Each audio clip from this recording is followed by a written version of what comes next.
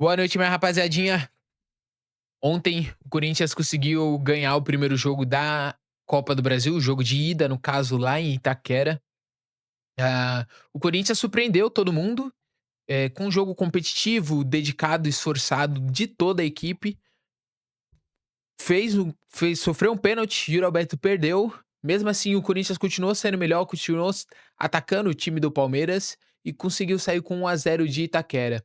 O que vale ressaltar foi coisas que faltaram no jogo e no clássico contra o São Paulo. A gente pode ressaltar entrega, dedicação, esforço, entender que estão jogando um clássico, e foi isso que o Corinthians fez. O que eles não fizeram no jogo contra o São Paulo, que tomaram um sacode, não entraram em campo, simplesmente foram humilhados, posso usar essa palavra, humilhados pelo time do São Paulo, eles, colocaram nesse jogo contra o Palmeiras. É difícil até entender que o mesmo time que fez aquele jogo conseguiu proporcionar esse pra gente, pra torcida do Corinthians e pra eles também. Ranielli, sendo um gladiador, defendendo a ponta, a cabeça da área ali do Corinthians, não deixando passar nem pensamento, vezes com falta, vezes com roubadas de bolas legais, disputando duelos com o Vitor Roque, com os outros atacantes meio-campista do São Paulo, do Palmeiras, no caso, né. E mesmo assim conseguiu ganhar vários. Posso dizer que a maioria, eu não lembro de ter visto o Ranieri perder numa disputa de bola. Teve os momentos que ele precisou fazer a falta, que ele fez a falta e tomou o cartão.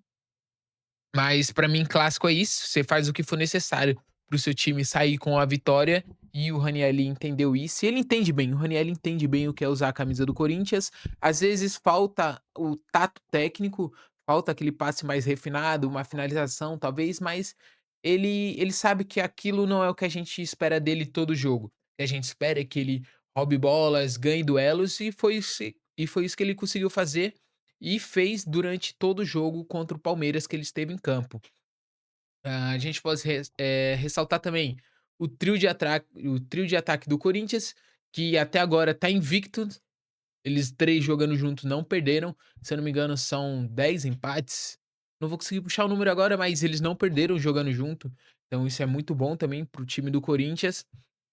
E, por incrível que pareça, uma defesa sólida, com o André Ramalho, Gustavo Henrique, Matheus Bidu e Mateuzinho na outra lateral, sendo os 2 laterais muito ofensivos, o Mateuzinho toda hora indo pra linha de fundo, fazendo aquele papel de ala chato, sabe, e o outro lateral e o ponta tem que acompanhar ele, senão ele vai parar na linha de fundo, lá na arquibancada com a bola, e foi isso que resultou o gol do Corinthians. Foi numa falta no meio-campo, onde o Garro percebe a ultrapassagem do Mateuzinho, dá o passe nele e o Mateuzinho cruza e o Memphis sozinho, depois do Gomes se adiantar 2 passos pra frente e deixar ele livre na área, consegue cabecear de uma forma certeira e venceu o Everton, que tinha defendido há pouco tempo atrás o pênalti do Yuri Alberto. Pouco tempo não, no primeiro tempo, o pênalti do Yuri Alberto, né. Yuri Alberto esse que fez uma boa partida, criou jogadas, teve oportunidades também, porém na maior que ele teve, que foi o pênalti, não acho que ele tenha batido mal, não acho, eu não tenho essa opinião de que, foi displicente ou bateu muito mal, talvez um pouco mais para o canto, ela teria entrado, talvez o Everton não conseguisse pegar, mas eu acredito que foi mais mérito do goleiro do que, demérito do Yuri na finalização. Ele bateu forte, só não foi muito no canto nem muito mais alto. Mas enfim, acontece. O resultado podia ser maior, a vantagem podia ser maior no jogo de volta, pro jogo de volta lá no Allianz Parque, mas temos a oferecer isso, uma vantagem de 1-0. O importante era sair de casa com alguma vantagem, e o Corinthians acaba conseguindo fazer isso, né. Fora essas coisas, o que que a gente pode falar? Dorival finalmente, né, encontrando um sistema, finalmente tendo os 3 atacantes que ele consiga usar. Ele entendeu que o Ranielli é o cara para ficar ali de primeiro volante, não é o Maicon, não é o Bidon. O Ranielli é o dono dessa posição, ele é o, digamos, o pitbull do Corinthians, e é essa a função que ele se sobressai e ele é o melhor fazendo ela. Não tem nenhum outro jogador do elenco com as características e a qualidade que ele tem fazendo essa função.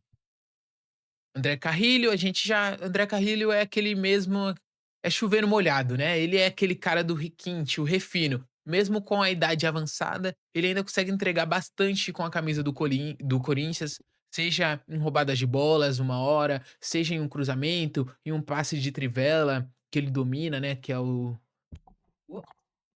tem o microfone aqui. Que é aquele 3 dedos safado que ele sabe dar. E acredito que seja isso, cara. O time do Corinthians, ele consegue sair com a vantagem lá de Itaquera, vai poder jogar por um empate lá, no Allianz Parque, no jogo de volta, ou se tomar um gol, se perder por 1-0, ainda consegue levar, não sei se é prorrogações ou para os pênaltis. Deixa eu dar uma olhadinha.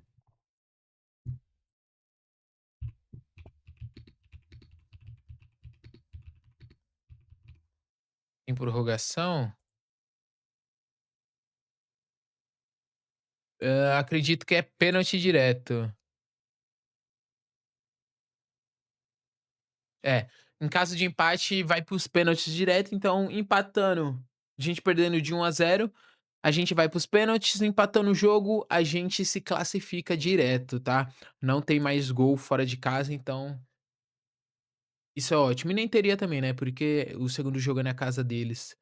Mas é isso, gostei de ver esse Corinthians, gostaria de ver mais vezes esse Corinthians em campo, que é um Corinthians que pressiona, é um Corinthians que ataca. A gente teve essas críticas pro Dorival, que era um time omisso, o time do Corinthians, mas nesse jogo, nesse derby, a gente conseguiu ver um time melhor.